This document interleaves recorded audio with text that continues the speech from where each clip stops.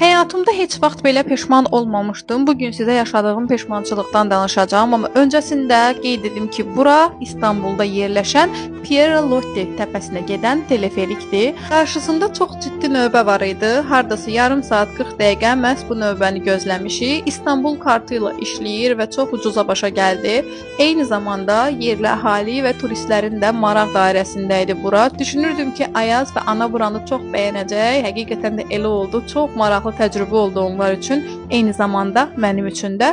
Təpəyə qalxdıqdan sonra bizi burada maraqlı mənzərə qarşıladı, hansı ki, şəhərin ən üstündən hər tərəfini görmək mümkün idi. Təbii ki, Ayaz boş durmadı və hər gördüyünü mənə aldırmağa yenidən başladı. Təpənin ən üstündə yerləşən bu restoranda isə yer tapmaq həqiqətən çox çətin idi. Biz bu yerdə oturana qədər əməlli sıra gözlədik və hamı bir-birini gözləyir ki, kimsə dursun və sən onun yerinə keçib mənzərə ilə üzbəüz oturasan. Yeməyimizi yedikdən sonra isə çıxdıq bu hissəni kəşfə. Restoran 4 mərtəbədən ibarət idi və hər hissəsində çox maraqlı mənzərə olduğu üçün insan hər hissədə şəkil çəkdirmək istəyir. İstanbulun bütün turistik nöqtələrində olduğu kimi burada da müəyyən hədiyyəlik, aksesuar və sair satılırdı. Bu da isə daşlar haqqında çox ciddi məlumata sahib olduğu üçün mənə bu akik daşlı kolyeni satdı.